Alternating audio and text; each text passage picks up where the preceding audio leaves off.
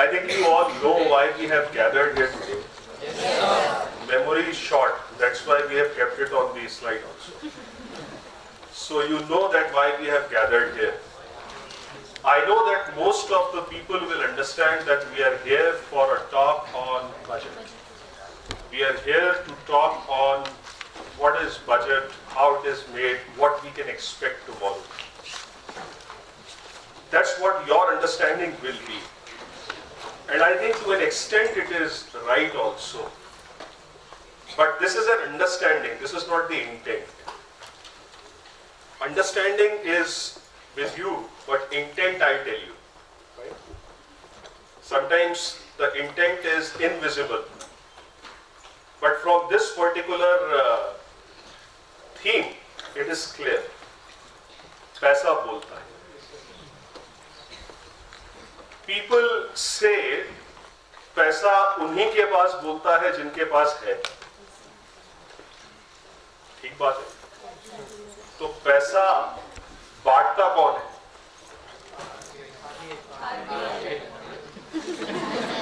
अच्छा, ये आरबीआई का डर है. Because pre-November 8, 60% आबादी इस देश की शायद आरबीआई नहीं जानती. अभी सरकार से बड़ी आरबीआई दिखती है. The reason is that you never know what RBI will tell and what we have to do. But when I say पैसा बोलता है, उन्हीं के पास बोलता है जिनके पास है, तो पैसा देता कौन है? वो है भारत सरकार. Because you have a system where it should be a fair play. There should be some central agency, that's the central government of India, who sits every year, collect the total money which is there in the country, distribute it equally as it is intended. I am not saying it is happening, but as it is intended. Distributing to everyone, every sector of the economy. That is what the intent of the union budget is. And that is what the intent of today's session also is. I have seen that most of the places, they plan for a budget viewing session and then they operate the budget post-budget. That's the thing which we would like to change, because you all management students, fraternity, will only understand what is happening in the budget only once you know it in advance. That's the reason one day immediately before the budget we thought that we should discuss with you what budget is all about, what we should see, what is expected from this particular budget. So first 2 points of my discussion today, what the budget is all about and what the union budget means, is boring.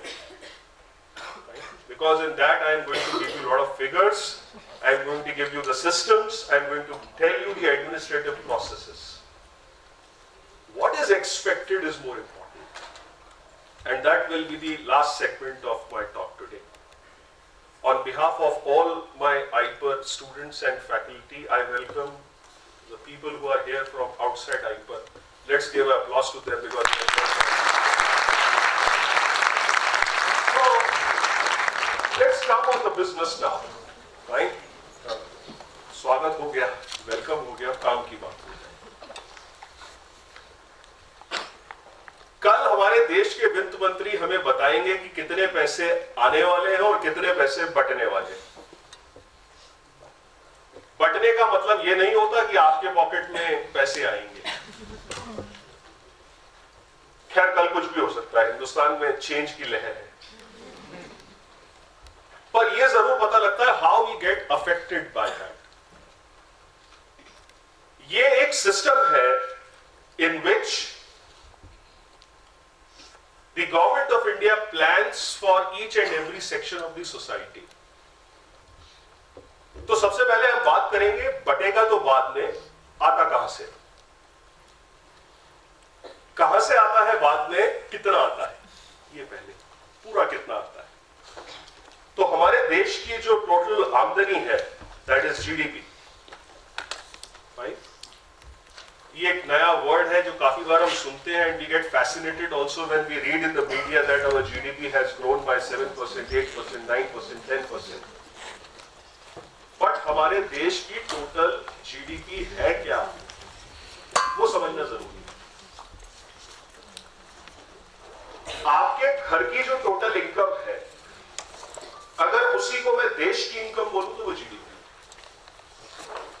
यानी when we add the income of every family living in this nation, that is known as GDP.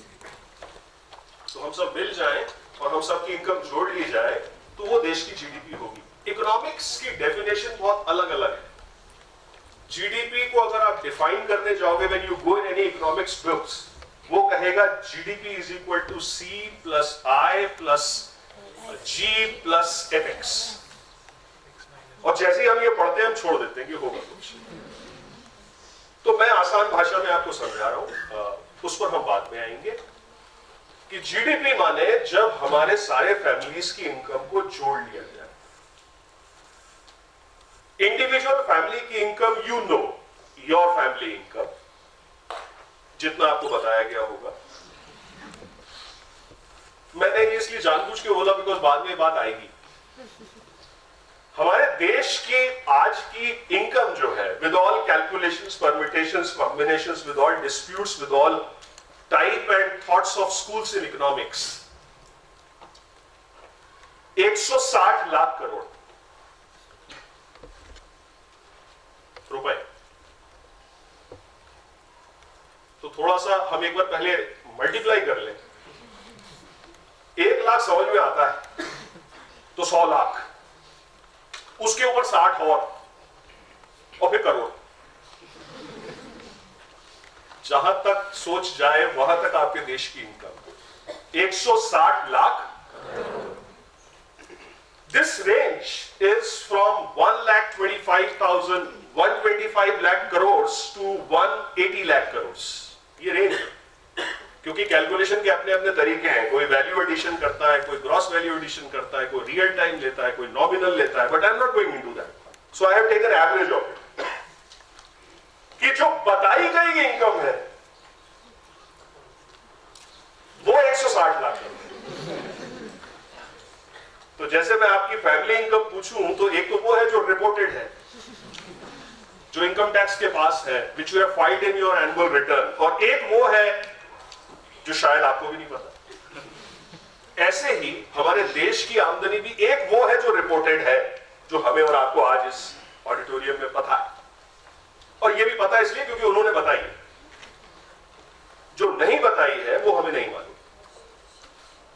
ये हमारे देश की आमदनी है. तो कल क्या 160 लाख करोड़ बटने वाले? बजट को ऐसी समझना होगा. We have total income of the nation is 160 lakh crores. But are we going to distribute this 160 lakh crores? No.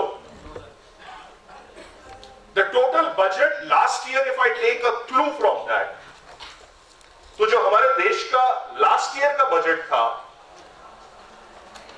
वो 20 लाख करोड़ के आसपास था.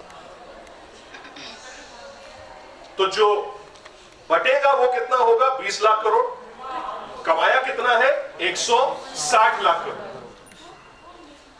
दैट मीन्स जब हमारे देश में सरकार सिर्फ 20 लाख करोड़ बांटती है तब इस देश के लोग 160 लाख करोड़ कमाते हैं, और वो लोग आप हैं.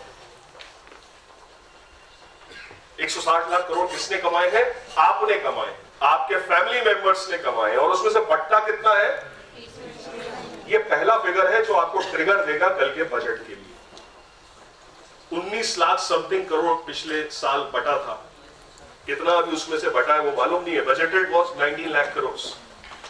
तो इस बार मैं एक्सपेक्ट कर रहा हूं 20, 21, whatever it may be, but that will be there.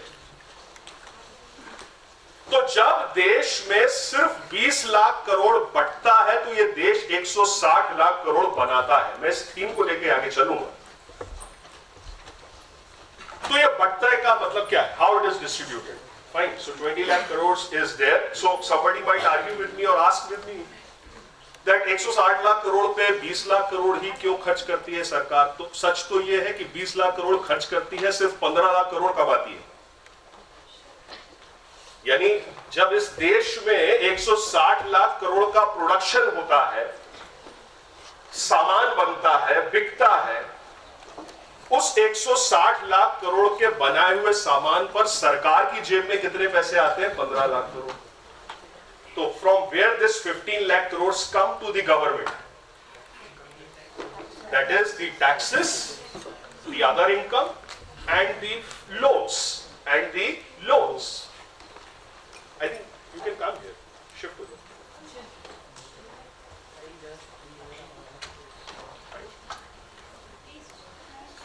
तो 160 लाख करोड़ पर सरकार के पास 15 लाख करोड़ आए, that comes from tax and non tax revenue. Tax revenue means all type of taxes I am talking. तो एक छोटा सा फिगर और दे देता हूं, 15 लाख करोड़ जो टोटल आए, इसमें से टैक्स जितने भी हैं इस देश में वो सब मिला लो तो लगभग 7.5 लाख करोड़ के आसपास पैसा आता है, 7.5 to 8 लाख करोड़। तो सरकार की आमदनी कितनी है? 15 लाख करोड़, उसमें से टैक्स में कितना आया? 7.5 to 8 lakh crore. Rest is other income. ऐसा लोग मानते हैं, ऐसा है नहीं। बचा कितना? 7 लाख करोड़। उस 7 लाख करोड़ में से सरकार लगभग 5 लाख करोड़ रुपया उधार लेती है। तो other income is very less, major income is tax. When we see the composition, I am not saying that 7.5 to 8 lakh crores is sufficient enough for the income of the size of 160 lakh crores. 160 lakh crore रुपया अगर इस देश की total आमदनी है और अगर मैं हाईएस्ट स्लैब भी लूं 30% का, तो लगभग 50 लाख करोड़ के आसपास टैक्स आना चाहिए ना? नहीं आता। Why I am talking this? To set the tone and to have a clue from my last year's budget discussion in which my faculty colleagues were present. Few of your seniors might also be present and they might be remembering. And that's there in the archives. I said here itself last year कि सरकार का पूरा focus tax पर होना चाहिए। अच्छी बात यह है कि पिछले 3 महीने से सिर्फ यही दिख रहा है। From last 3 months, I am not commenting on how it has happened, but it happened. Right? So in last 3 months, we see that the government thought process is totally on the tax, because government has understood this, that other income is not the cup of tea of the government. It is the only source of income for the country is the tax revenue. And now when I say this, तो मैं सबको आपका दुश्मन लगूंगा कि भाई वैसे ही हम लोग टैक्स के बोझ के तले दबे जा रहे हैं और ये एक नई थ्योरी देते हैं कि टैक्स ही इस देश को आगे ले जाएगा। ये पिछले बजट में मैंने कहा, होता हुआ दिख रहा है, बजट में नहीं दिखा। In budget we have not seen that, but post November we are seeing that it's the total focus of the government has shifted to the taxes. तो ये फिगर्स वैसे ही याद नहीं रहते, इसलिए बार-बार रिवाइज करने पड़ते हैं। 160 लाख करोड़ कमाए, सरकार ने 20 लाख करोड़ खर्च किए, उसमें से 15 लाख करोड़ आए थे, 7-8 लाख करोड़ रुपया टैक्स से आया था, बाकी अलग अलग जगहों से आया था। सो the one thought you have now understood कि ये जो 20 लाख खर्च हुआ, आए 15, तो 5 क्या है? That is fiscal deficit. इसको कहते हैं फिस्कल डेफिसिट, कि सरकार की आमदनी और सरकार के खर्च में जो डिफरेंस है, that is known as fiscal deficit. So that fiscal deficit is arranged by the government in the way of loans. फिर वो लोगों से पैसा उधार लेते हैं। लोग में मैं भी हूं, आप भी हैं, विदेशी भी है और देसी भी है, सारे लोग। तो ये एक philosophy of government है जो कल हमको फिर दिखेगी। Now when you will hear the budget tomorrow, आप देखोगे कि first paragraph of budget में ही आपके फाइनेंस मिनिस्टर ये फिगर्स आपको देंगे 17-18 के, जो मैं अभी आपको दे रहा हूं। That what is the total income of the country, what is the total budget size of the country, what is the expenditure of the country. अब मैं आपको थोड़ा सा मैथमेटिकल कैलकुलेशन पर ले जाता हूं। The government government has expended 20 lakh crore, that means this was the seed, इसको हम बीज कह सकते हैं, ये सरकार बीज बोती है, इससे पेड़ बनता है। और पेड़ का साइज क्या था? 160 लाख करोड़। सरकार ने 20 लाख करोड़ रुपए बोए और उसका साइज क्या बना? 1,60,000 crore, 160,000 crore, 160 lakh crore, that's the size.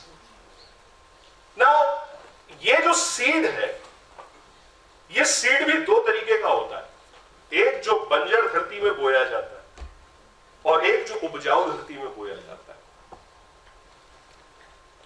जिसको मैं और सरकार दो अलग अलग नामों से जानती है, plan expenditure and non plan expenditure.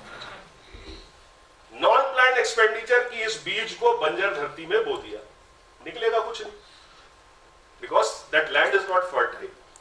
सो बंजर धरती क्या हो गई? सैलरीज। बंजर धरती क्या हो गई? Interest payments. बंजर धरती क्या हो गई? Defence expenditure. बंजर धरती क्या हो गया? Other expenses which are administrative in nature to run the infrastructure of this country. ये बंजर धरती है। तो फर्टाइल लैंड क्या है? When government builds up the infrastructure which gives income to the government, when government expends on education which increases the workforce of this country, which are helpful in the production of GDP, when government expends in establishing certain units, that is industry, which gives employment to the nation of this country, ये fertile land में है। तो सवाल यही हुआ कि ये जो टोटल 20 लाख करोड़ रुपया हम खर्च करते हैं सरकार होकर, तो फर्टाइल लैंड में कितना डालते हैं और अनफर्टाइल लैंड में कितना डालते हैं? तो फर्टाइल में it goes only 5 lakh crore. 20 lakh crore खर्च हुए, उसमें से 5 से 5.5 लाख करोड़ रुपए इज द प्लान एक्सपेंडिचर, वो इस देश की धरती में बोया जाता है। तो जहां मैंने शुरुआत करी थी कि government has expended 20 lakh crore on which we have generated 160 lakh crore, now the theory is changed that the government has expended 5 lakh crores and we have generated 160 lakh crores. So जब सरकार इस देश में 5 लाख करोड़ रुपया खर्च कर 160 लाख करोड़ रुपया बनाती है, तो ये तो जादू है। और वो जादू किसी और का नहीं है, आपका और मेरा है, होता है किसी का नहीं। Because we the citizens of this country work very hard and we generate income for whatever we have in our hand. तो अगर 5 लाख करोड़ से 160 लाख करोड़ रुपया बनता है, तो आपका प्रिस्क्रिप्शन कल फाइनेंस मिनिस्टर को क्या होगा कि बॉस इस 5 लाख करोड़ को बढ़ाकर 10 कर दो ना। That will be the prescription from your side, जो हम कल फर्स्ट पैराग्राफ में सुनेंगे कि उनका टोटल प्लान और नॉन प्लान एक्सपेंडिचर का सिस्टम क्या होने वाला है। फाइन। तो नॉन प्लान एक्सपेंडिचर कब होने चाहिए, प्लान एक्सपेंडिचर बढ़ने चाहिए, ये थ्योरी कहती है, सच ये नहीं। This is the theory, this is the aspiration, this is the intention, but it is not happening and it will not happen. It will not happen because I am making the foundation for the last segment of my talk today, in which I tell you the prescription. वहां मैं इसको फिर touch करूंगा कि ये possible नहीं है, इसलिए आपको बहुत ज्यादा फोकस प्लान और अनप्लान पर नहीं होना चाहिए। Your focus should be something else. कुछ कहते हैं ना कि when you make up a dish which you eat, dish से ज्यादा इंपॉर्टेंट आजकल उसकी गार्निशिंग हो गई। आदमी खा क्या रहा है वो बहुत ज्यादा इंपॉर्टेंट नहीं रह गया, because most of the times when I go in the top brand stores, तो मुझे कभी समझ में नहीं आता मैं क्या खा रहा हूं। But the way it has been presented, it's great. ये एग्जाम्पल मैं कई बार देता हूं, आप किसी भी बड़े कॉफी ब्रांड पर जाइए, वो इतने सवाल आपसे कर देता है कि आपकी कॉफी पीने की इच्छा खत्म हो गई। नाम नहीं ले सकता मैं, रिकॉर्ड होता है। जैसे आप बोलेंगे कॉफी दीजिए तो पूछेगा कौन सी, उसमें आपको बहुत मेहनत लगती है समझने में, फिर भी आप फिर थोड़ा सा रेट की तरफ ध्यान देते हो, लेट्स एक्सपेरिमेंट तो थोड़ा सा कम, नाम बता दिया, फिर वो बोलेगा विद शुगर, विदाउट शुगर, आपने बता दिया। तो ब्राउन शुगर और white sugar,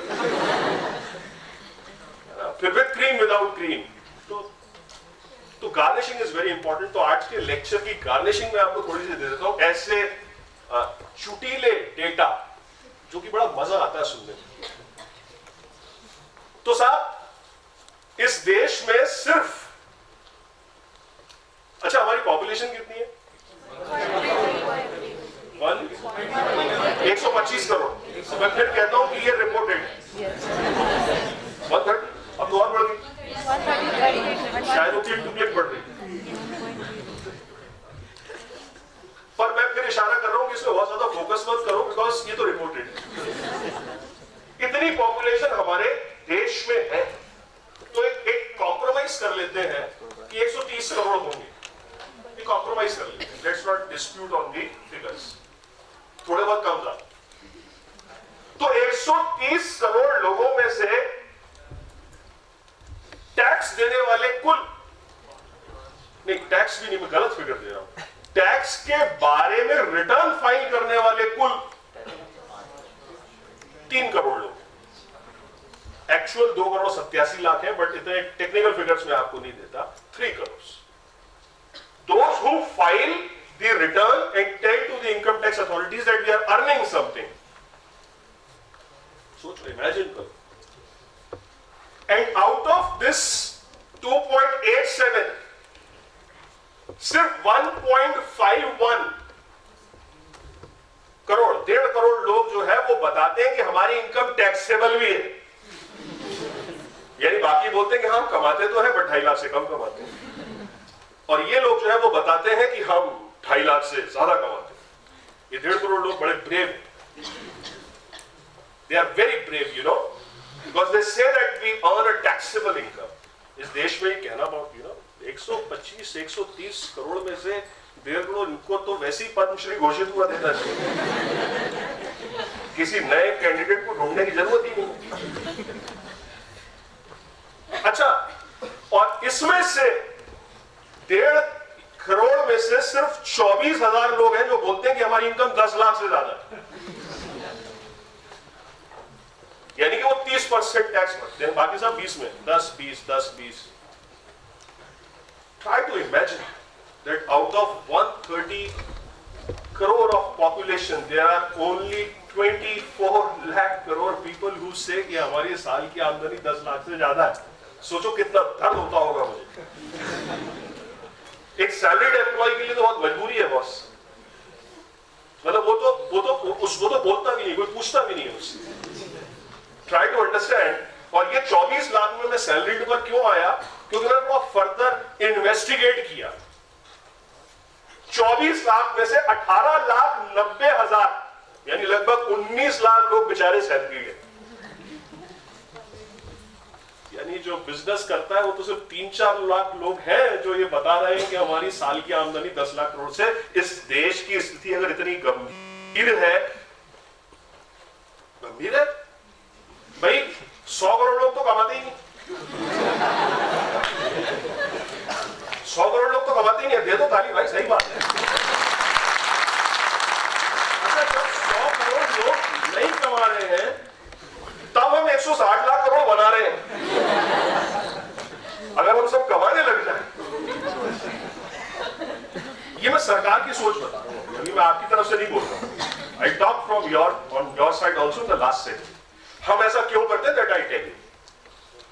so there are only 19 lakh salaried employees जिन बेचारों से पूछा भी नहीं जाता कि तुम कितना कमाते हो। आपके अकाउंट ऑफिसर मिस्टर लालवानी हमको टैक्स काट के सैलरी देते हैं और आखिरी में हमें प्रूव करना होता है अगर वो ज्यादा कट गया तो। सरकार तो, अच्छा टैक्स भी देखिए, कमाल की बात है, मुझे समझ नहीं आता कि इस देश में सिस्टम कब खत्म होगा।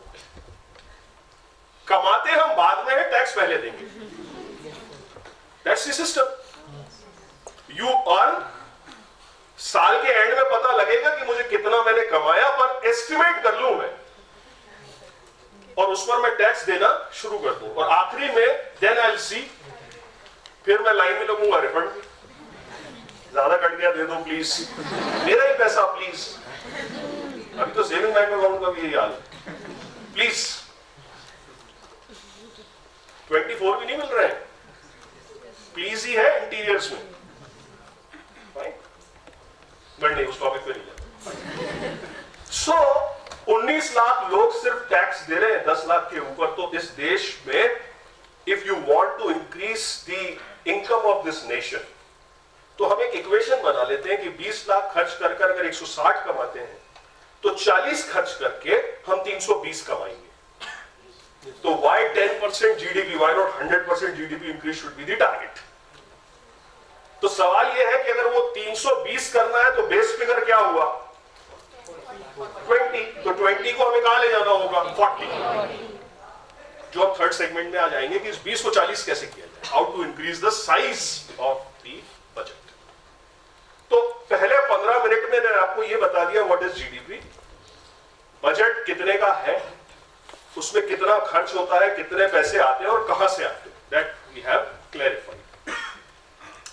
अभी tax is also of two types, direct and indirect. Indirect tax वो सारे टैक्सेस हैं जो आपके कंजम्पशन पर लगते हैं, एंड डायरेक्ट टैक्स आपकी इनकम पर लगता है। ये अपने आप में विरोधाभास है, इट इज कॉन्ट्रडिक्शन। मैं कमाता हूं तो भी टैक्स देता हूं, मैं खर्च करता हूं तो भी टैक्स देता हूं। देश करना पड़ेगा। 125-30 करोड़ लोगों को पालना है 24 लाख लोगों ने, ये तो इतना सैक्रिफाइस तो बनता है। So this indirect tax and direct tax 8 नवंबर 2016 अरसा हो गया लगता है, पैसे बैंक से निकाले हुए। 8 नवंबर 2016 को हमें यह बात समझ में आती है कि this government is trying to do something radical. I am not talking whether it is right, whether it is wrong, whether the approach is correct or incorrect. Time will tell.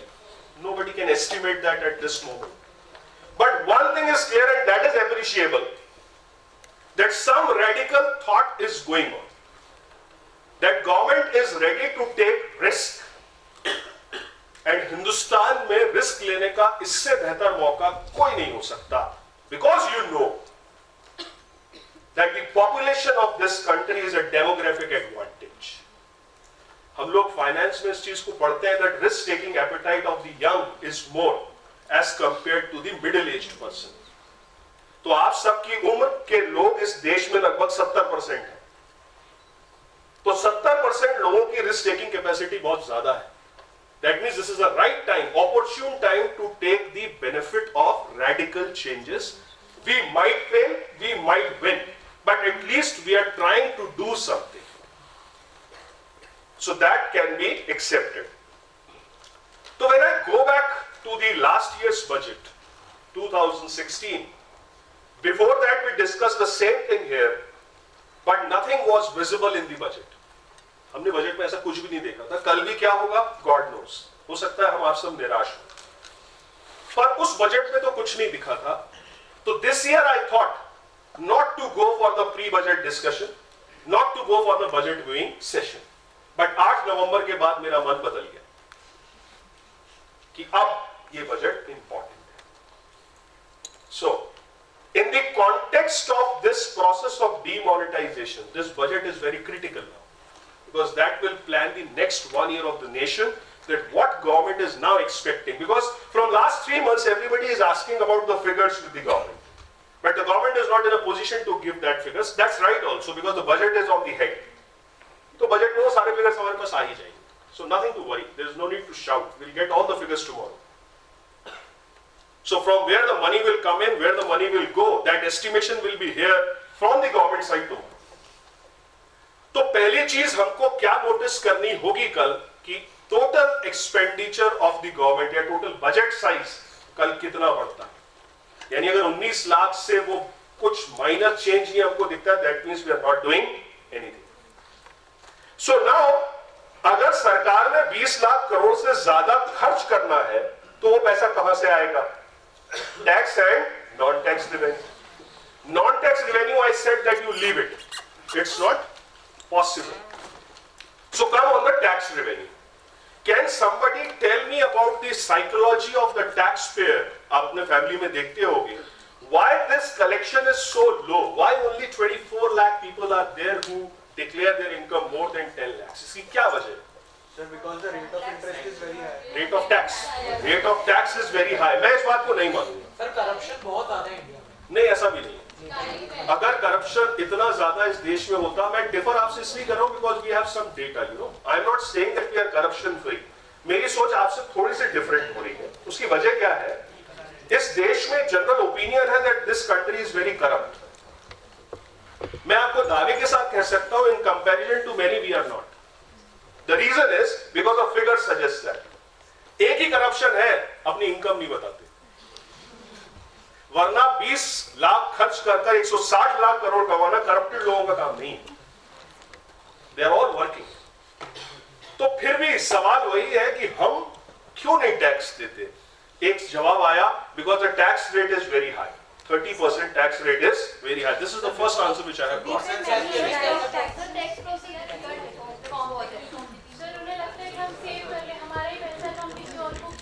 So behavioral issue is there, tax rate is there. Processes now it is being simplified. The people are not aware of the benefits of the taxes. Hey,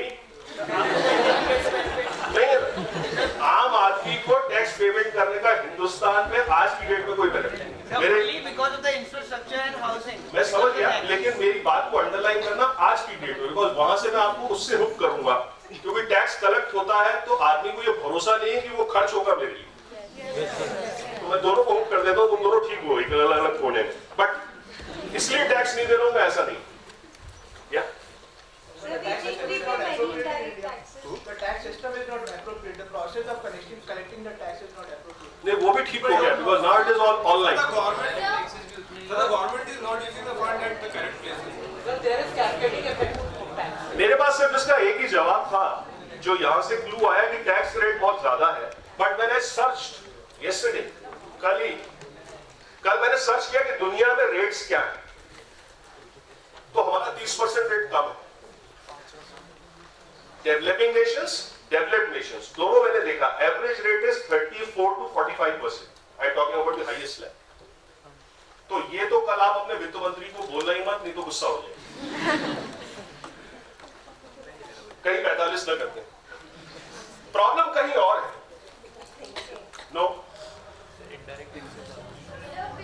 no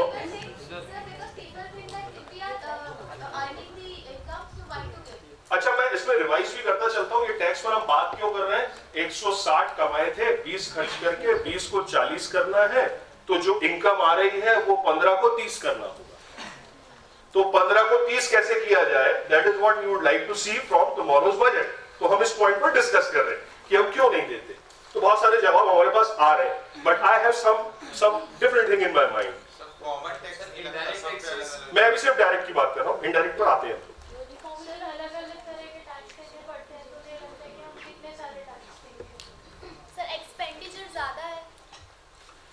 What I visualize from tomorrow's budget, जो कि एक point है which we would like to see that what the finance minister is doing on that. I think working rate पर नहीं होनी चाहिए, slab पर होनी चाहिए. मैं रिपीट करता हूँ, आपको मैं समझाऊं. अभी हमारे देश में क्या है, 2.5 लाख तक कोई इनकम टैक्स नहीं. 2.5 से 5 लाख रुपए अगर आप कमाते हो तो you have to pay 10%. 5 to 10 lakhs is 20% and above 10 lakhs is 30%. अगर हम देखें कि एवरेज इनकम जो है वो लोगों की बढ़ रही है एंड उसकी इनकम बहुत जल्दी 10 से ऊपर निकल जाती है, तो 30% पेनफुल लगता है. तो होता क्या है, 30% न देने के प्रोसेस में वो 20 और 10% भी छूट जाता है. Are you getting my point?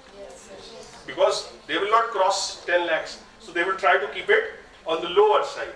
तो वो 20% भी गया. अब इसको रन करते हैं कि कोई व्यक्ति 30% के स्लैब से बचने के लिए अपनी इनकम कितनी बताएगा, 9 लाख, कि मैं 10 को क्रॉस ही नहीं करूंगा, 10 तक रहूंगा तो I will be in the bracket of 20%. जबकि उसकी इनकम हो सकता है 13, 14, 15. मैं करप्शन की बात नहीं कर रहा हूं, इतना ही मान लेते हैं कि 2-4-5 लाख रुपए होगा. अच्छा, हिंदुस्तान का व्यक्ति करप्शन में थोड़ा कैलकुलेटेड करता है, उतना ही करता है जितना उसको ठीक लगता है. इतना ठीक है, इतना तो चलेगा. सो उसकी इनकम हो सकता है 4 to 5 lakhs और ज्यादा हो, which he is not showing because he is in the bracket of 30% immediately after 10 lakhs. अगर इसको हम say for imagine 15 लाख करते हैं कि 15 के ऊपर 30%, तो इससे फायदा क्या हुआ कि जो 20% अगले 5 लाख पर नहीं आ रहा था, 6 लाख पर नहीं आ रहा था, वो भी आ गया. So tomorrow I would like to see that the finance minister works on this particular slab or not, because it's high time now. Last पिछले हम 4-5 साल से उस स्लैब पर काम नहीं कर रहे. स्लैब पर कैसे काम करते हैं? We work on the lower slab. 2 lakh तक एग्जाम, 2.5 लाख तक एग्जाम, 3 लाख तक, उससे कुछ नहीं होगा. कंजम्पशन को ट्रिगर देना है, because your problem is not that people are not paying taxes. Your problem is that people are not paying taxes on their earned income. Tax देने को तो तैयार है, बट अपनी इनकम बताने को तैयार नहीं है. So that depends on the slab, not the rate. So never expect that rate should go down. Rate is okay. दूसरी बात, कोई आर्गुमेंट ये भी आ सकता है कि I am talking about the developed nation जहां पर हायर रेट इज 45%, तो वहां पर सोशल सिक्योरिटी है, एजुकेशन फ्री है, पब्लिक ट्रांसपोर्ट है. तो ये सारी चीजें जब सरकार देती है तो मैं टैक्स देने को तैयार हो जाता हूं, because my expenditure goes down. मुझे इन सारी चीजों पर एक्सपेंडिचर नहीं करना होता. But in India the situation is different. That's why also people don't pay. तो वो जब 20 लाख से 40 लाख करेंगे तो इन चीजों पर भी खर्चा सरकार करेगी. तो पहला इनकम टैक्स से पैसा कैसे आ सकता है? थ्रू चेंजिंग दी स्लैब. थ्रू चेंजिंग दी स्लैब. अच्छा, इनकम टैक्स से पैसा आ कितना रहा है वो बता दूं क्या? टोटल इनकम टैक्स से, वो भी इंडिविजुअल्स का. सर 14%. वो तो तुमने अभी गूगल पे देखा. 9% 21% कॉर्पोरेट टैक्स आ रहा है, 9% एक्साइज वो से आ रहा है. पाई चार्ट जो दिख रहा है गूगल पे, मैं देख क्या. लेकिन गूगल ये नहीं बता रहा कि 57,000 करोड़ रुपए आता है.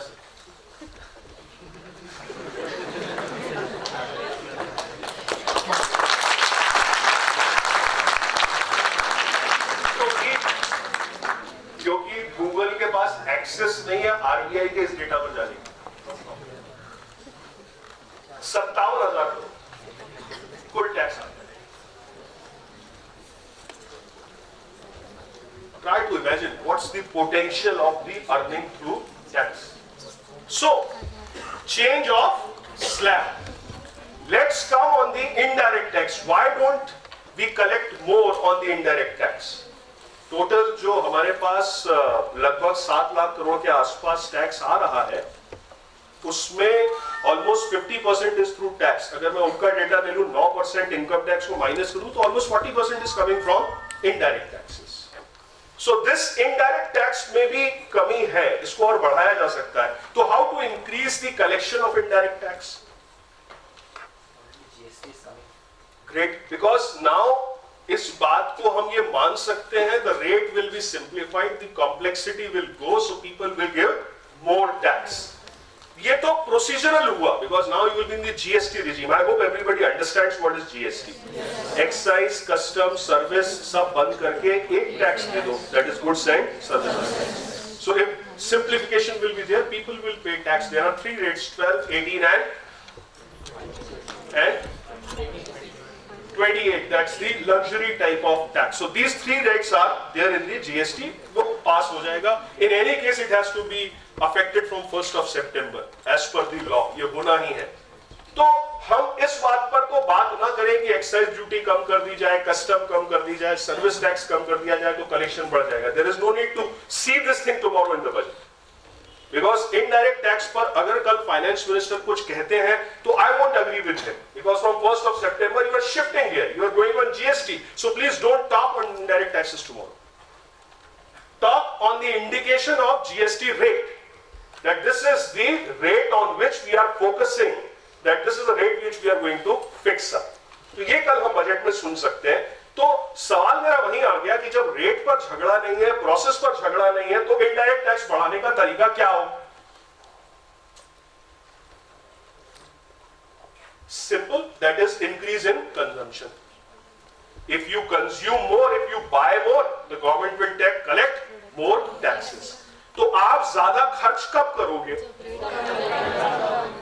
जब ज्यादा कमाओगे। ज्यादा कमाने का तरीका क्या होगा?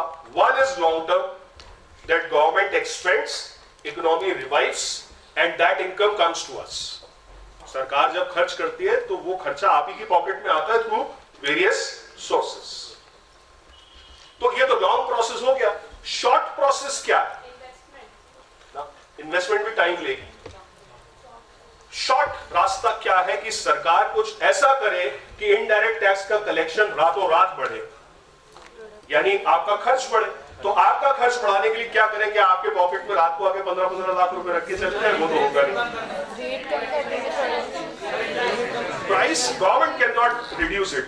इंटरेस्ट रेट कम करना मेरे लिए थोड़ा सा ऑकवर्ड सिचुएशन होती है। आप मुझे कह रहे हो कि कर्ज ले लो, ब्याज कम लेंगे, इसलिए कौन पैसा लेता है boss? From last few days I am getting calls for personal loans and every time they give me that कि आपका सिविल स्कोर बहुत अच्छा है, ले लीजिए ना, आपने पहले भी तो लिया था। This is a logic they are giving me। भाई पहले मेरे पास अपॉर्चुनिटी थी, अभी नहीं है। चलेगा सर, कुछ देना थोड़ी है, 1.5 महीने तक तो सिर्फ प्रोसेसिंग फीस है, इंटरेस्ट फ्री है, वापस कर दीजिएगा। अरे भाई मतलब मैं ले लूँ और फिर दे दूं without doing anything। So consumption को इंक्रीज करने का तरीका क्या है? हिटलर शायरी है ना इस देश में कि सरकार बोलेगी कि साहब कल से ये माल इतने बिकेगा, कह सकती है, पता नहीं 8 नवंबर के बाद कुछ भी हो सकता है। अच्छा अभी तो जोक्स हो गए, आज रात को 12 बजे के बाद ये बंद, मतलब एवरीबॉडी टॉक्स अबाउट दैट। मतलब मैंने बच्चों को सुनते हुए देखा कि मुझे तुम्हारी शक्ल पसंद नहीं आती, आज रात 12 बजे से बंद, बदल दो।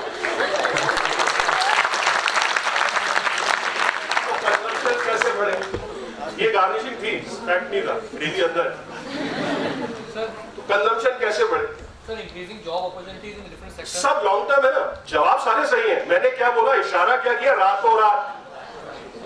तो आप वेरी गुड, आपकी जेब में पैसा डालने का एक तरीका तो ये है कि चंदा मामा आए और जेब में पैसे डाल के चले गए, वो होगा नहीं, वो होगा नहीं। तो जेब में पैसे आएंगे कहां से? सैलरी बढ़ जाएगी, नहीं होगा। सब्सिडी नहीं होगी। Subsidy, you know how much we are expending in subsidy? आपको फिगर यू दो, सरकार खर्च कितना करती है? 20 लाख करोड़। सब्सिडी पर कितना खर्च होता है? 3 लाख करोड़। दान खाता, और वो भी मुझे मालूम नहीं है सही जगह जा रहा है कि देने में कोई हर्ष नहीं है। Subsidy is not bad when इस पे अपने देश को जोरदार ताली देना। जब डेवलप्ड नेशन ये खर्च करता है तो वो कहता है सोशल सिक्योरिटी। मैं खर्च करता हूं तो कहते हो सब्सिडी। मेरे देश के लोग इंसान नहीं है क्या? सब्सिडी है, मैं दूंगा, that's the right expenditure we are doing, but if it is going to the right channel. लोगों को उठाना सरकार का प्राइमरी काम होता है, इसमें कोई बुराई नहीं। तो सब्सिडी से पैसे नहीं बढ़ जाए। पॉइंट याद आ गया ना कहां पर है? कंजम्पशन बढ़ाना है, because we have to increase the indirect tax. वो कल वित्त मंत्री जी को प्रिस्क्रिप्शन दे रहा है 20 लाख करोड़ से 40 लाख करोड़ कैसे करूं? डायरेक्ट टैक्स कम कर सकते नहीं होगा। वेरी गुड, मैं इसको चेक कर लेता हूं। डायरेक्ट टैक्स तो कम नहीं करूंगा, स्लैब कम। अगर स्लैब कम करूंगा, more money will be there automatically in my pocket. If earlier I have to pay a tax of say 1 lakh, if I have to pay 80,000, 20,000 is in my pocket immediately. So this 20,000, you are all economics students, Keynes law of consumption you know, that's a propensity to consume. 20 रुपया अगर income बढ़ेगी तो a part will go in saving and a part will go in consumption. So this consumption will increase. Consumption बढ़ेगा तो demand trigger होगी, demand trigger होगी, government will collect more indirect tax, whether in the present format or whether in the new format that is GST. तो direct tax को अगर हम attack करते हैं तो indirect tax automatically gets increased. Hindustan में सबसे बड़ी पावर है कंजम्पशन की। मैं बार बार हर फोरम पर कहता हूं, आपको दुनिया में किसी की भी जरूरत नहीं है, आप अपने आप में सब लोग सक्षम in technology, in manufacturing, in agriculture and then consuming.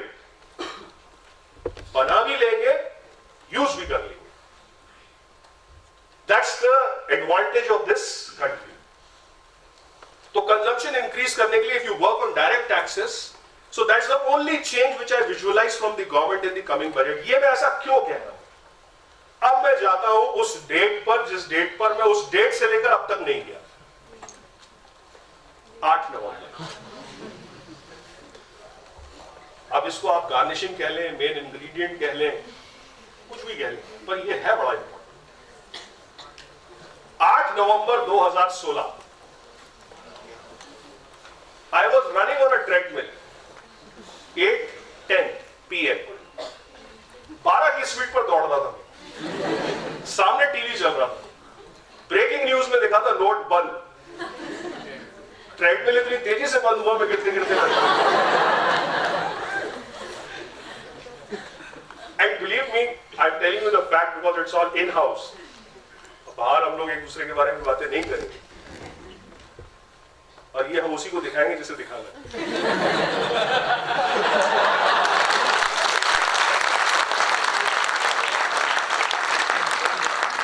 अगले 5-7 मिनट में बैठ के सोच रहा था whether I am in a dream or it's a reality, because every time I think about the radical economics तो कहीं में कोई सपना तो नहीं देखता। अच्छा सोचा तो था 1000 बंद होंगे, 500 भी होंगे। नेक्स्ट इंपॉर्टेंट काम क्या हुआ? उसके एक दिन पहले मैंने जिम वाले को फीस दिया था 500 के नोट्स। वैसे तो मुझसे मिलने नहीं आता, उस दिन आया, हाउ थिंग्स आर गोइंग। तो मैंने उसको बोल दिया मेरे बॉस उस बारे में बात नहीं करेंगे। फिर मेरे पास व्हाट्सएप पे जोक्स आए, इतने इंटरेस्टिंग जोक्स थे। एक मेरे पास व्हाट्सएप पे मैसेज आया, आज तक याद है, बाकी सब तो मैं भूल गया, ये याद कि आज मैंने 5000 रुपए का डीजल भरवाया, 1000 के 5 नोट देकर ऐसे लगा कि लाश को ठिकाने लगा।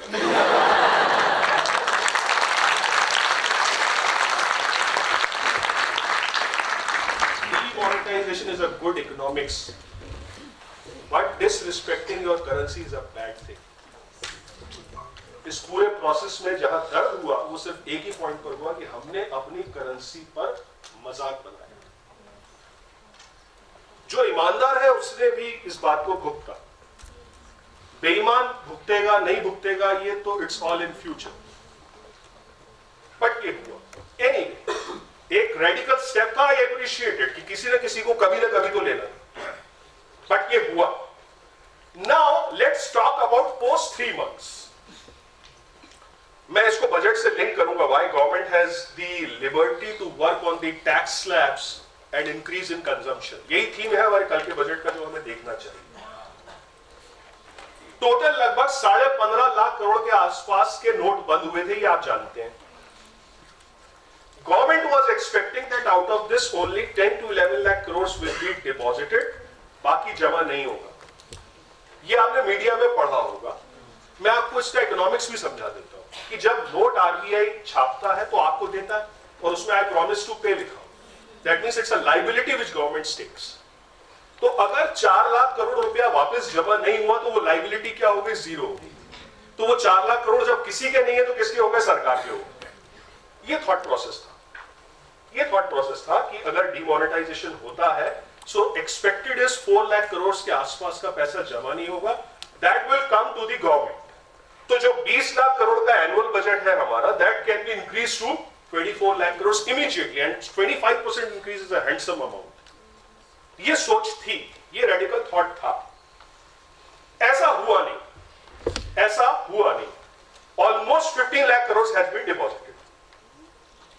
गुड थिंग इज, या तो ये पैसा पकड़ा जाएगा या ये पैसा ब्लैक था ही नहीं। दो ही सिचुएशन हो सकती है, या तो ये पैसा पकड़ा जाएगा या ये पैसा ब्लैक नहीं। Black means unaccounted. मैं हर बार ये स्टेटमेंट देता हूं कि पैसे का कोई रंग नहीं होता, it's the source which is black और white. So might be source might be black और व्हाइट, बट पैसे तो गवर्नमेंट के पास आ गए। Now what I am saying is that the only change is that it is not reduction in liability, but it is the amount which is there with the banks. तो अगर कुछ लोग government को इस बात को लेकर क्रिटिसाइज कर रहे हैं कि साहब जब पूरे पैसे जमा हो गए तो इतने बड़े प्रोसेस को करने की जरूरत क्या थी, because it is a pain which the people have taken for last 2 months, तो ये सब करने की जरूरत क्या थी? ये लोग सरकार का क्रिटिसिज्म कर रहे हैं, मैं कह रहा हूं मत करो, क्योंकि हम लोग तो मैनेजमेंट और फाइनेंस के लोग हैं. We all are forward looking people, we don't go in the past. क्या हुआ इसका ऑपरेशन करने की जरूरत नहीं है, इसमें अपॉर्चुनिटी क्या है ये देखना है. तो अपॉर्चुनिटी ये है बॉस कि पैसे पूरे तो आ गए. That means these 4 lakh crores which was expected by the government that it will not be deposited, that means it was estimated that it is not in circulation, so it is black. घर में अलमारी में रखा हुआ पैसा economy में आ गया. That's the positive point. That's the bright spot in this whole process. 4 lakh crore रुपया जो पलंगों में, अलमारियों में, दोस्तों के पास, गाड़ियों में, दराजों में जहां रखा था वो सब निकलकर एक जगह आ गया. That is a bank. तो ये 4 लाख करोड़ रुपया. अच्छा, now let us see the psychology of Indian people. कुछ लोगों ने क्रिटिसाइज इस बात पर किया कि 4 लाख करोड़ जमा अगर एक्स्ट्रा हो भी गया तो सरकार का थोड़ी है, वो तो जब चाहेंगे निकाल लेंगे. तो पहली चीज, एक तो सरकार निकालने नहीं दे रही. जब चाहे निकाल लेंगे, तो पहली चीज सरकार निकालने नहीं दे रही. अगर निकालने भी दे तो I tell you the behaviour of the Indians. Hindustani का बिहेवियर तब तक डरा हुआ रहता है जब तक बात छुपी है. एक बार खुल जाए तो वो शेयर हो जाता है. मेरे इशारे को आप समझ गए हो कि पैसा जब तक घर पर था तब तक चिंता थी, अब जब जमा हो ही गया तो साथ में एक र्यूमर भी चल गई थी. ये इसलिए चलाई गई थी, ऐसा मेरा मानना है, पर्सनल ओपिनियन, कि जो नए नोट जो बड़े वाले शुरू हुए वो भी बंद हो जाएंगे. तो लोगों ने निकालना ही बंद कर दिया. निकाले फिर जमा करें, एक ही बात में बड़ी मुसीबत हुई. That money should be in the bank. So people are not in hurry. They will not be in hurry because that was the unproductive amount which was kept in their home. Now they are earning interest on that. Now somebody might, say on this that sir, वो तो income tax से पकड़ा भी जाएगा. तो बहुत होगा तो बहुत होगा. कितना होगा ये सोचने वाला काम अभी आगे देखना होगा.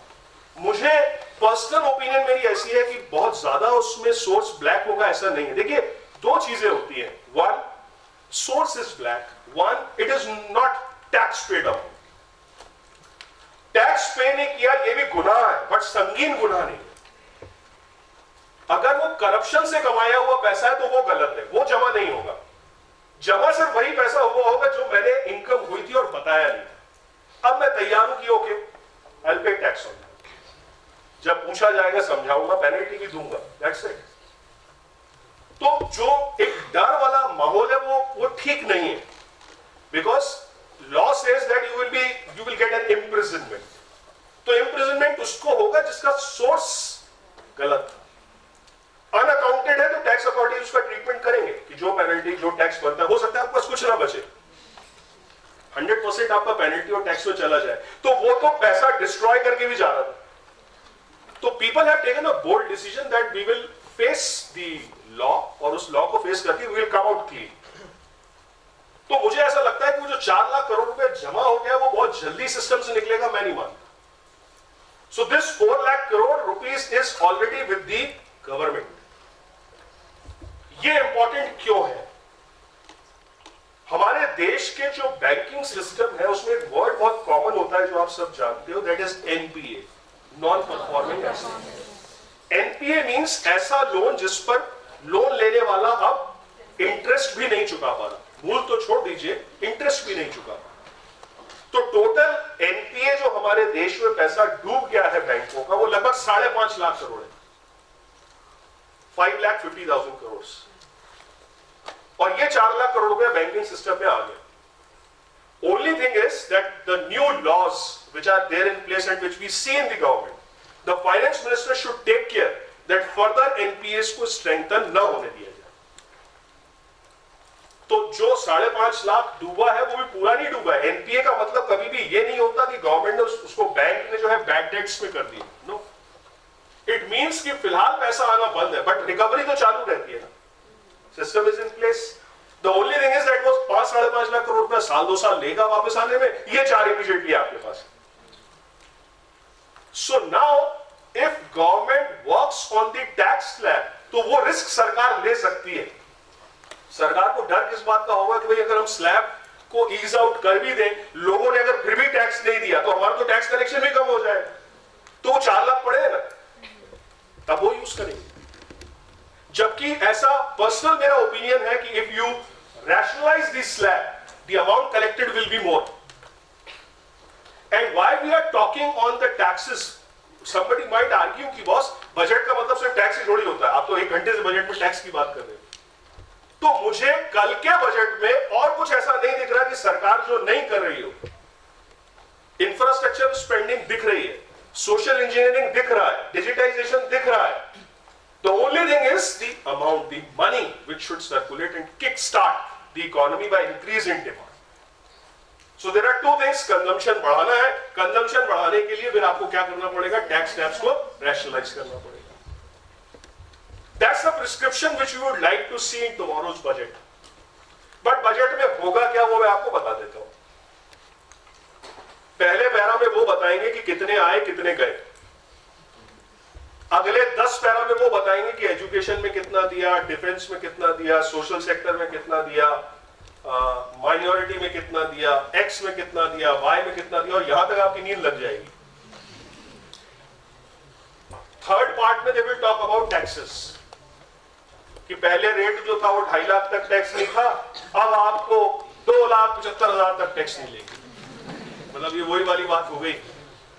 हमारे मार्केटिंग के गुरु सोनी सर हमेशा ये बात करते हैं कि तुम्हारी तनख्वाह 5 रुपए बढ़ाई जाए, तो फोर्सेस 25,000 रुपया तुम्हारी टैक्स रिबेट बढ़ती है। उससे मैं सर ठोकता हूं कि कितने पैसे, 2,500 रुपए साल यानी 200 रुपए महीना टैक्स बचाया आपने। तो फिर इस तरीके के कल बजट में आएंगे।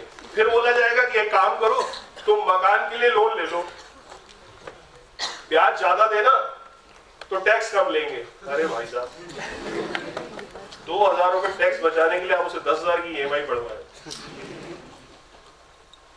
फिर वो बोलेंगे कि एक काम करो, मेडिकल इंश्योरेंस में थोड़ा पैसा बढ़ा देते हैं तो तुमको टैक्स में छूट मिल जाएगी। आप मेडिकल इंश्योरेंस कराओ, टैक्स की छूट लो, तो 25,000 रुपए की छूट बढ़ाकर कर देंगे 30,000, तो मैं खुश हो जाऊंगा।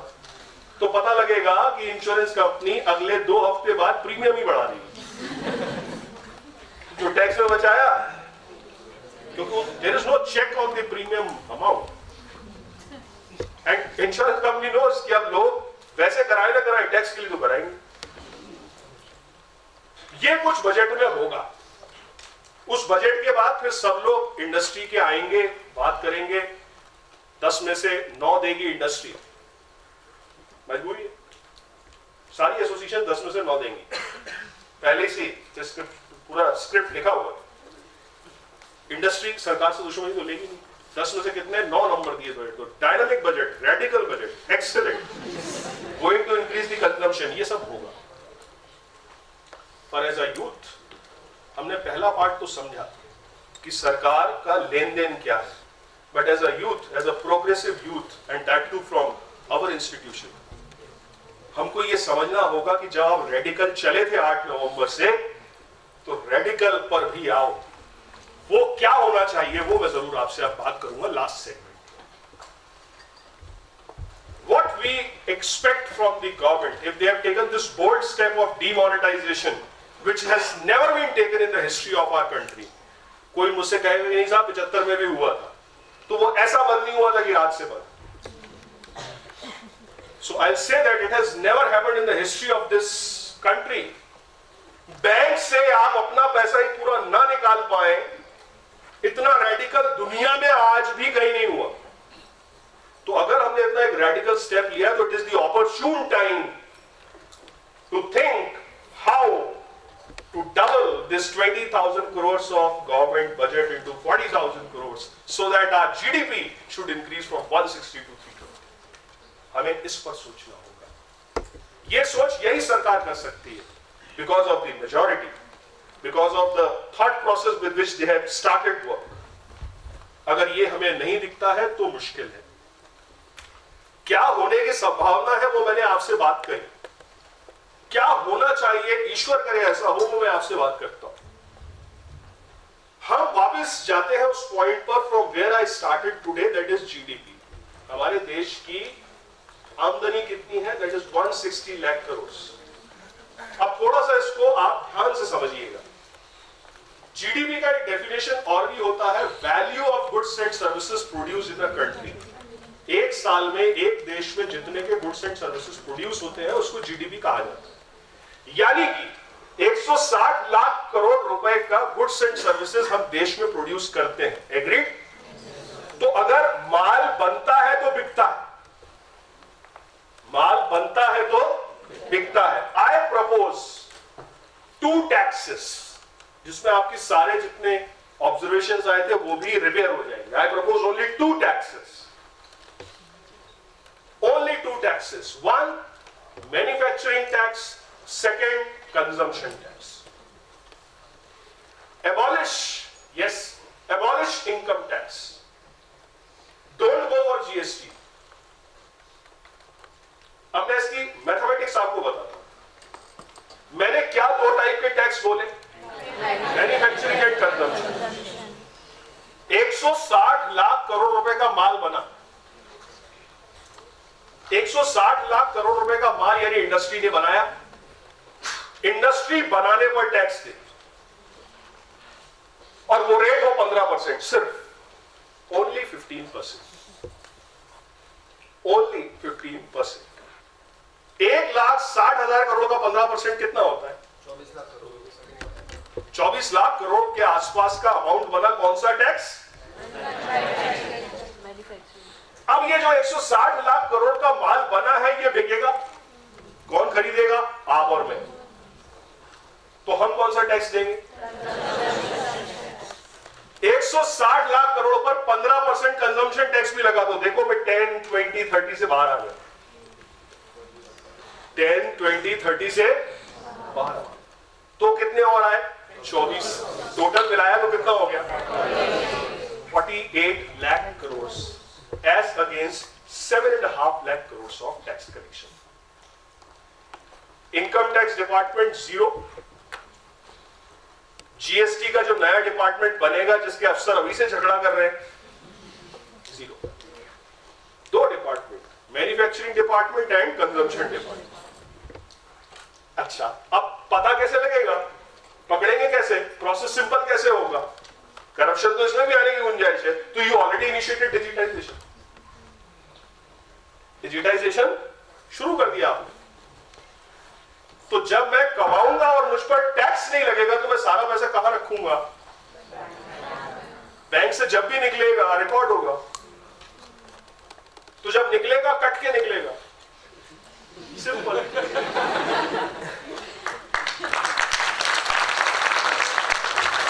सिंपल। जब मैन्युफैक्चरिंग होगी और टेक्नोलॉजी से होगा, प्रोडक्शन पर टैक्स दिया जाएगा। सिंपल।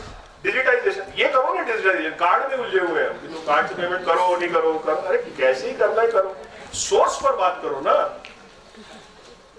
इस पर झगड़ा करने की जरूरत नहीं है कि मैं कैश खर्च करूं या डिजिटल खर्च करूं। इस पर फोकस करो कि जब भी निकले सोर्स पर ही, गेट पर ही बात हो जाए। इस गेट से निकलने से पहले ही पैसे दे जाओ, बाहर जाके जैसे खर्च करना है करो बॉस।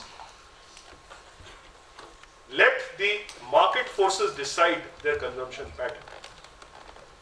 इस पे आर्गुमेंट आएगा जो मैं आपसे बात कर रहा हूं। अब सारे इकोनॉमिस्ट उठ के खड़े होंगे जब ये इस वीडियो में कहीं सुना जाएगा। वो कहेंगे साहब 1,60,000 करोड़ में से फॉर्मूला देखो, consumption, government expenditure, investment and export सब मिलाकर जीडीपी होती है तो 160 तो है ही नहीं, तो 48 गलत है बोलेंगे वो। मैं तैयार हूं। अब मैं हटाना घटाना माइनस करना शुरू करता हूं।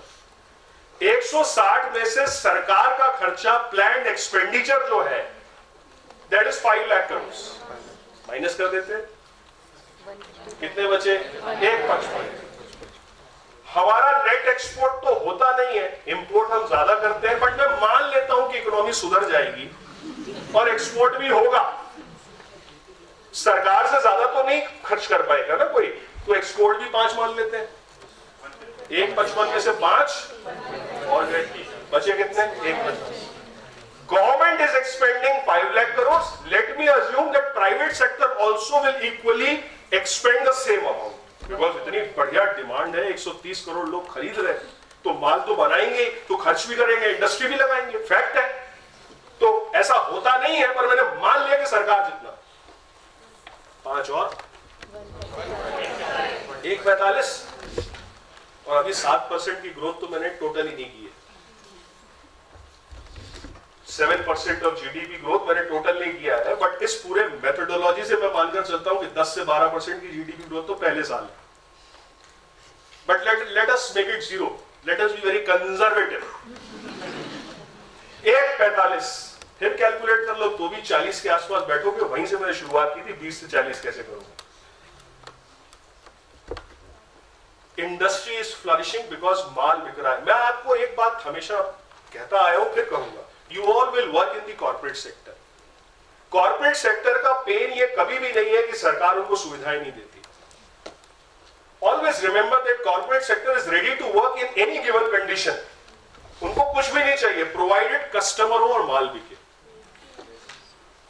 उनको सिर्फ एक चीज चाहिए कि हमें ग्राहक दे दो और हमारा माल बिक जाए। वो सब खुद कर लेंगे।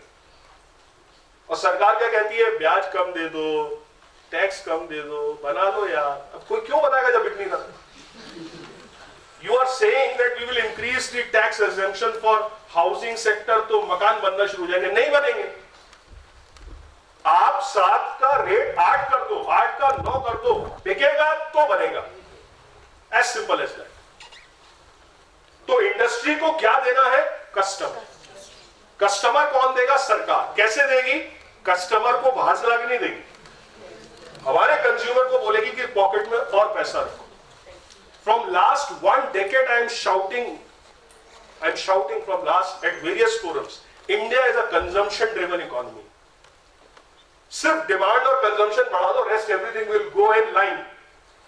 और कंजम्पशन रातों रात ऐसे नहीं बढ़ पाएगी। आप बोलो कि मैं इतने ब्रिज बना दूं, इतना टेलीकॉम बना दूं, इतना इजी कर दूं, ऐसा नहीं हो रहा। देखिए, that shows the thought process. We all are talking about how to double the size of budget. We all are talking here how to double the size of the budget. They are talking about 1% digitisation पे charge कौन देगा?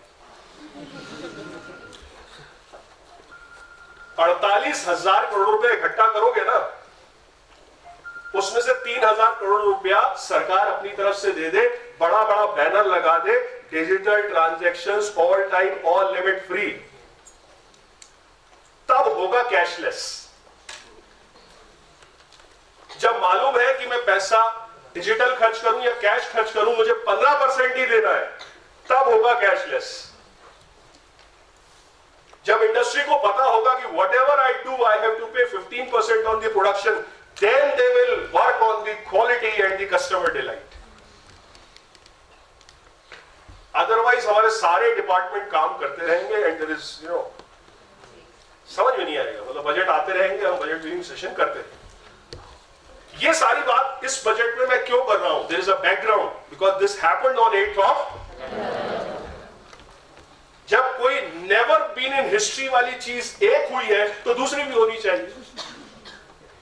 And see with this model, अगर मुझसे कुछ economist argue भी करेंगे तो मैं उनको भी समझाऊंगा कि आप कहते तो हो कि highest tax slab is 30%, but देता तो कोई नहीं है। मतलब ये तो वो बात हो गई कि साहब मेरा प्रोडक्ट सबसे महंगा है, धीरे से कोई पूछे तो उसे बिकता है, तो साहब मैं तो 30% ही रेट लेता हूं, बिकॉज दुनिया तो 45 ले रही, मैं 30 दे रहा हूं, तो कोई दे रहा है क्या? मतलब ये वो वाला स्टेटमेंट है कि हम टैक्स को नहीं छोड़ेंगे, पहले पकड़ो तो।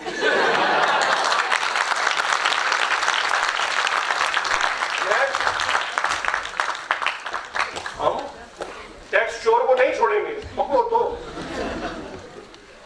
तो 30 तो आता नहीं है बॉस, हम मानकर चले कि 10% ही आता है। और जीडीपी आपने बोल दिया 28, तो 18% लोगे आप, एवरेज विल बी 18%। तो 18 प्लस 10 28। मैंने जो प्रपोज किया वो क्या है? 15 plus 15 revenue neutral. Revenue neutral. फर्क सिर्फ इतना है, everything will be in white, which we सकता है जब मनी अकाउंटेड होने लगे। We have lot of money in this nation, we have lot of money. दुनिया से कंपेयर मत करो, don't compare yourself with China. मैं आपको एक डेटा दूंगा तो आप परेशान हो जाओगे, लेकिन होना नहीं, because China is different, we are different. आपकी जो आमदनी है,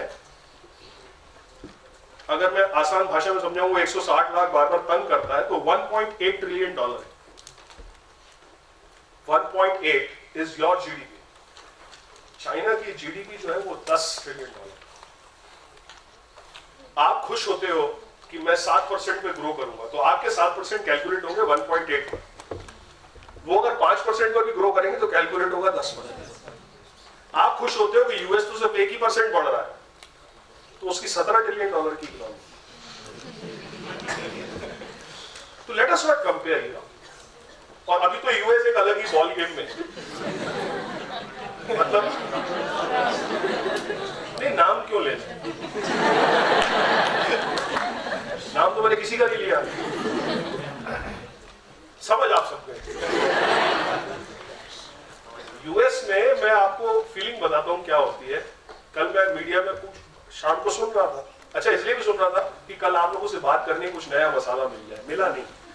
वही सारी बातें कर रहे थे कि 25,000 लिमिट बढ़ा दो, इधर इंटरेस्ट कम कर दो, इधर ये, और we are talking all those things.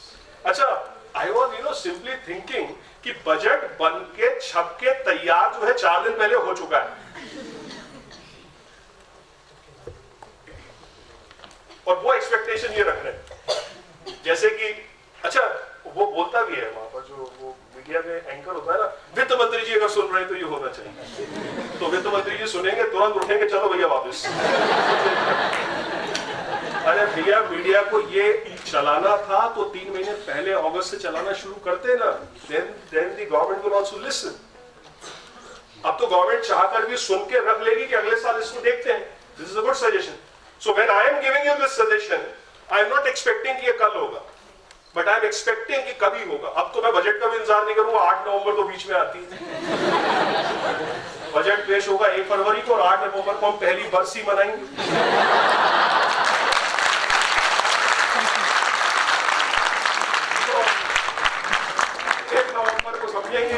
2017 में क्या होगा, मैं उस दिन छुट्टी लूंगा। So let us see, that's why we are proposing all these things, that radical is radical, then it is not partial, you know, half-hearted कुछ नहीं होता, वो तो पूरा हो, नहीं तो जैसा चल रहा है ठीक है, very good, that's a good government, doing good job, that's it। So that 28% को मैंने 30% का प्रपोजल दिया, ये सरकार को सोचना चाहिए। आपकी इनकम बढ़ेगी, व्हाइट इकोनॉमी बढ़ेगी, डिजिटल का 1% छोड़ दो बॉस, सरकार उस 1% को उठा ले। मान ले कि 15% जो मैन्युफैक्चरिंग का टैक्स आना है वो 15 नहीं आया, 14 आया। It's very simple, but I understand why things are not simple in this nation, because again management की थ्योरी कहती है रेजिस्टेंस टू चेंज।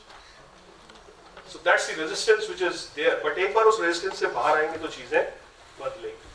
तो इस कंट्री को दूसरे कंट्री से आप लिंक मत करिए। मैं आपसे बात कर रहा था, कल मीडिया में मैं सुन रहा था, और यूएस के बारे में जो फीलिंग आती है वो बड़ा अजीब फीलिंग है। मतलब फर्स्ट 10 मिनट्स लगता है कि ठीक कर रहा है, फिर अगले 10 मिनट्स लगता है ये तो कोई बात नहीं हुई। So the whole world is in transition phase। कुछ नया इस पूरी दुनिया में हो रहा है, whether it will be good or bad, time will tell, but ये opportunity है। when everybody is trying to change, let us also do certain experiments, and इस experiment में हम सबको अपनी गवर्नमेंट के साथ, वो किसी की भी हो, जो गवर्नमेंट इन पावर है उसमें यूथ को उसके साथ खड़े होना चाहिए। The reason is because we all are young, we can take risk। क्योंकि अगर वो रिस्क लेते हैं पॉलिटिशियंस भी, तो वो अपने लिए नहीं ले रहे। Ultimately this is for our good in future, so we should stand and abide by that. और गलत हुआ तो उनको पनिशमेंट देंगे, और अच्छा हुआ तो they will continue with us. That's simple, that's the democracy. बीच में किसी की लेग पुलिंग करने की जरूरत नहीं।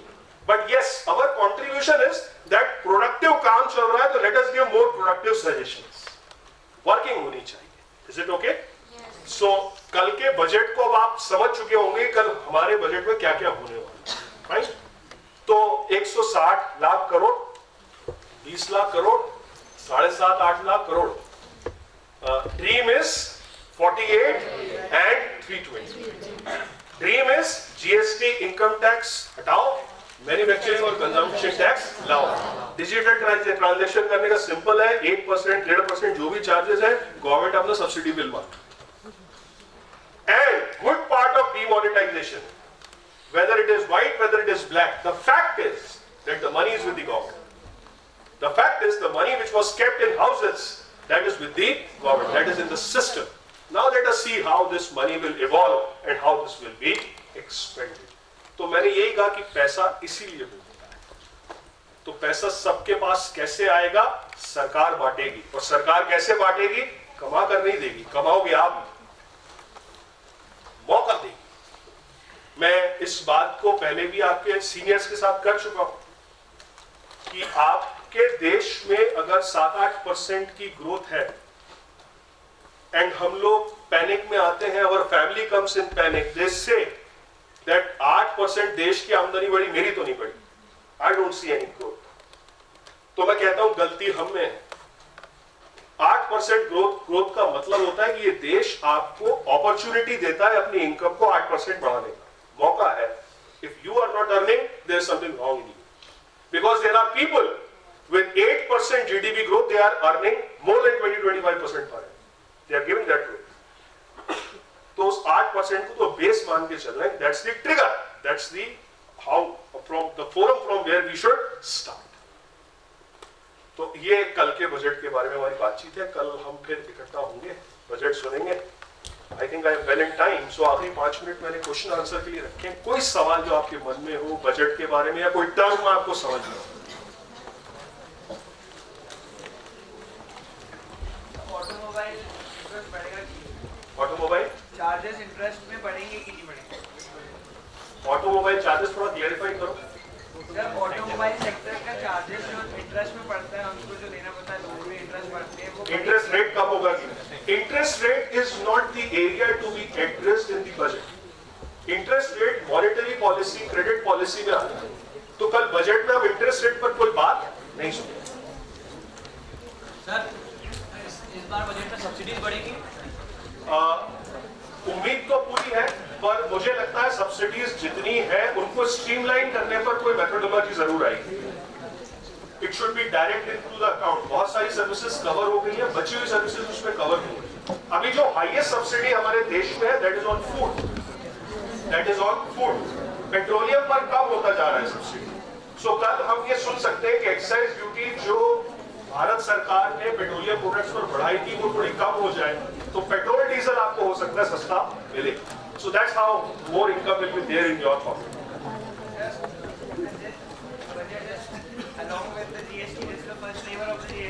नहीं, ये जीएसटी के साथ बजट नहीं है. कल हमारे फाइनेंस मिनिस्टर जीएसटी पर यही बोलेंगे कि 1 सितंबर से हम लागू करेंगे. एक ही स्टेटमेंट आएगा, बिकॉज अभी जीएसटी का बिल फाइनल नहीं हुआ है, बिकॉज रेट्स के अलावा एडमिनिस्ट्रेटिव मैकेनिज्म पर भी are in dispute.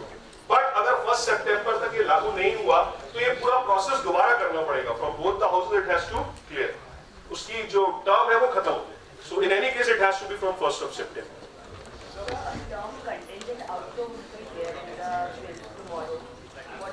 Contingent outflow is the kind of expenditure which is expected to happen, but we are not sure whether it will happen or not. That is in the form of higher interest rates. That is in the form of servicing the foreign loans. हो सकता है कि हमको पैसा पहले चुकाना है. So you told that 20 lakh crore is the total expenditure done by the government. 19 lakh कुछ करोड़ पिछले साल से And 15 lakh crore approximately. Income, बाकी 4 फिस्कल डेफिसिट. वो लोन लेते हैं, वो लोन लेते हैं. So why does this happen? Okay, intelligent question. He is asking me कि भाई जब 15 लाख करोड़ की आमदनी है तो सरकार 19 लाख करोड़ का बजट बनाती क्यों? द रीजन इज कि सरकार को ये मालूम है कि वो नॉन प्लान एक्सपेंडिचर ज्यादा कर रहे हैं, प्लान कम हो रहा है, तो उससे डेवलपमेंट पर फर्क ना आए, तो वो फिस्कल डेफिसिट रखते हैं कि वो पैसा जो है हम थोड़ा सा उधार ले लेंगे, बट इकोनॉमी को रफ्तार देने के लिए we will expend, because government expenditure is equal to our income. So they have to increase our income. एक मैं टेक्निकल पॉइंट और बता दूं, बिकॉज फिस्कल डेफिसिट चला है. There is Fiscal Responsibility Act, FRBM. कल फाइनेंस मिनिस्टर ये word बोलेंगे, उसके हिसाब से हम लोगों को अपना फिस्कल डेफिसिट एक लेवल के ऊपर नहीं ले जाना। सो अभी वो 3.2% के आसपास है कि भाई इससे ऊपर हम नहीं जा सकते। दैट मींस जो difference of income and expenditure should not be more than 3.2%। मुझे ऐसा लगता है कि कल फाइनेंस मिनिस्टर इस FRBM एक्ट के क्लॉज को छेड़ेंगे। वो ये कहेंगे कि अब हम फिक्स्ड रिजीम पर नहीं रहेंगे, we will go in a range, कि हम FRBM एक्ट में ये कहेंगे कि जो रेंज है वो 2.6 से 3.2। तो that gives the government to flexibility कि टाइम पर वो अपना खर्चा बढ़ा ले या कम कर ले। तो कल मुझे फिस्कल डेफिसिट पर ये चेंज जरूर दिखता है कि शायद वो इस पर बात करे। गवर्नमेंट ये खुद कर एंड अगर ये करते हैं this is good, and it's administrative decision what you are asking. Government करती है सर या फिर ये खुद हो जाता है? मतलब नहीं, गवर्नमेंट प्लान करती है कि इतना खर्चा हमारा ज्यादा होगा तो we have to manage that. That's known as public debt, लोगों से पैसा उधार लो। एक आर्गुमेंट और भी है जो इकोनॉमिस्ट मेरे प्रपोजल पर करेंगे कि साहब 160 लाख करोड़ का बना था माल, वो पूरा बिकेगा जरूरी थोड़ी है। तो मैं उसका जवाब ऐसे दूंगा कि डेटा कहता है कि हिंदुस्तानी जो है 36% सेव करता है, हमारा सेविंग रेट इज 36%। तो 100 रुपया कमाते हैं तो 36% सेविंग है, बाकी 60 रुपए के आसपास जो है हम खर्च करते हैं। तो 160 का 60% भी कर दो तो भी बात वही है, और वो जो सेविंग है वो तो सरकार के पास है, because it is all white. तो उसका जवाब भी मेरे पास है। अगर कल गवर्नमेंट ने अपना फिस्कल डेफिसिट बढ़ाया तो इसका मतलब ये होगा कि वो पैसा और उधार लेंगे, और उधार लेके फिर वो इकोनॉमी में खर्च करेंगे। तो जब फ्लो ऑफ मनी इकोनॉमी में ज्यादा होता है तो महंगाई बढ़ती है, तो इन्फ्लेशन बढ़ेगा। तो if you see that fiscal deficit target को रिवाइज किया गया है हायर साइड की तरफ, तो it is bound to increase the rate of inflation. However, अभी अगर इन्फ्लेशन बढ़ता है तो कोई चिंता की बात नहीं, because you are well in control. 3-3.5% का इन्फ्लेशन है, हमारा टारगेट जो है 5% का है। You will be well under that 5%। Sir, एक क्वेश्चन ये था कि अगर GST अभी इम्प्लीमेंट होता है आफ्टर डिमोनेटाइजेशन, तो उससे बजट में इफेक्ट पड़ेगा, उससे इकोनॉमी में भी बहुत ज्यादा इफेक्ट पड़ेगा। The question is that if GST is implemented immediately because of demonetization, तो इससे इकोनॉमी पर फर्क पड़ेगा लोअर साइड पर? हाँ, बिल्कुल पड़ेगा, बिकॉज अभी कंजम्पशन पैटर्न डाउन है। ऐसा नहीं है कि लोगों के पास पैसा नहीं, लेकिन अभी साइकोलॉजिकल इशू है। जब तक कि बैंक से टोटल लिमिट्स नहीं हटते, people are not expending in the same manner as they were expending earlier. So holding of money is a tendency at the moment in the economy that is temporary. That's why अभी GST ना आया तो ये ज्यादा अच्छा हुआ। दो चीजें सरकार एक साथ संभालने में शायद तकलीफ होती, तो 1 September is the right time. Till that time, this demonetization will be settled. ऐसा फाइनेंस मिनिस्टर ने बोला है, we will try to get it implemented by 1st of July, but I cannot. मेरा गट फीलिंग नहीं है, my gut feeling is वो 1 September तक जाएगा। राधा मुझे तो डर है कि 1 September निकल ना जाए। That's why. Okay? So कल बजट के टर्म्स अब आपको समझ में आएंगे। यानी आज 1.5 घंटा पहले जब आप यहाँ आए थे तो ये सारी चीजें शायद आपको मालूम नहीं थी। अब आप जब कल सुनोगे you will learn what is going on in the budget. ये पूरा का पूरा एक्सपेंडिचर आपके लिए इंपॉर्टेंट क्यों है? Because this will be expended in the economy. Economy is run by the corporate sector, and you all be working in the corporate sector, for the corporate sector, or as a corporate sector. So that's why this whole budget is important for the young generation. Thank you.